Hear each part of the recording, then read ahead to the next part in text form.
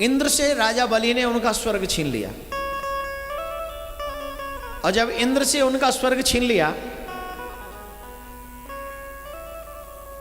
तो वामन बनकर मेरे प्रभु नारायण गए स्वर्ग को वापस लाने के लिए, इंद्र को सत्ता दिलाने के लिए, इंद्र को गद्दी दिलाने के लिए।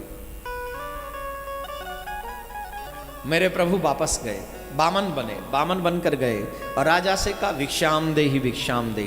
याद रखिए जितने भी गृहस्थी यहां पर बैठे हैं उन सब से एक निवेदन है, गृहस्थी कौन श्रेष्ठ है? जिसके द्वार से कभी कोई भिक्षुक निराश न जाए। अगर कोई तुम्हारे द्वार से खाली हाथ चला गया तो तुम सच्चे गृहस्थी नहीं हो।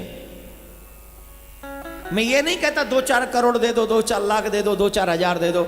अगर तेरे में हिम्मत है सिर्फ 2 रुपए देने की तो सिर्फ 2 रुपए ही दो, लेकिन दो, उसे खाली हाथ मत जाने दो, तभी आप अच्छे और श्रेष्ठ गृहस्थी बनोगे। हम लोग भगवान से मांगते बहुत हैं, लेकिन जब भगवान अपने दूतों को हमारे पास किसी को भेजता है तो हम उन्हें डांट देते हैं, फटकार देते हैं, भाग यहां से, अच्छा है कमा सकता है, फिर भी यहां आ गया मांगने के लिए, शर्म नहीं आती। इसका मतलब जानता है ये व्यक्ति पैसे का प्रेमी है, ये देना ही नहीं चाहता।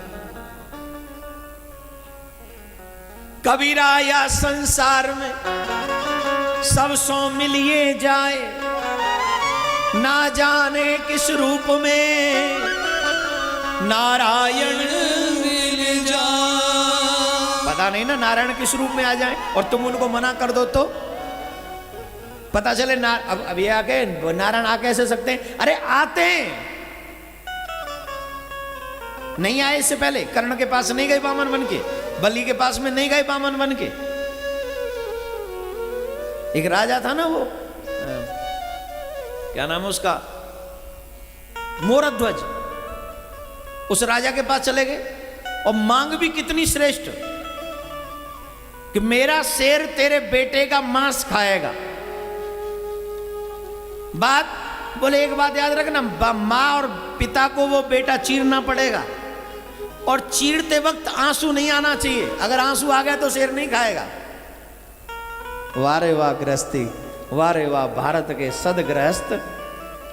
गृहस्थी निराश होकर न लौट जाए, इसलिए अपने बेटे पर आरा चला दिया और बेटा कह रहा है मेरा भाग्य कि मैं ऐसे माँ बाप की औलाद बना जो गृहस्थ धर्म को इतना श्रेष्ठ, मैं सौभाग्यशाली हूं कि मैं ऐसे बाप की औलाद हूं।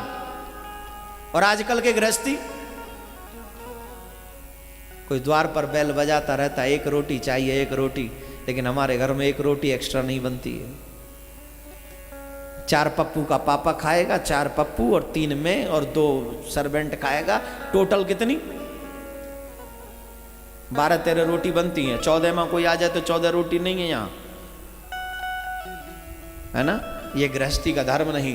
पहली रोटी गाय के लिए निकालो, दूसरी रोटी किसी गृहस्थी के लिए, कोई आने वाला अतिथि हो उसके लिए निकालो, उसके बाद में तुम भगवान को भोग लगाओ, उसके बाद खाओ, क्योंकि वो उनको देते हो तो तुम्हें मिलती है। और जब तुम उन्हें देना बंद कर दोगे तो वो दिन दूर नहीं कि जब मेरे घर में रोटी बनना भी बंद हो जाएगा। इसलिए देना चालू रखो, देते रहो, क्योंकि देते रहोगे तभी तेरे गृहस्थ की परंपरा बनी रहेगी। राधे राधे बोलना पड़ेगा, जोर से बोलना पड़ेगा और जोर से।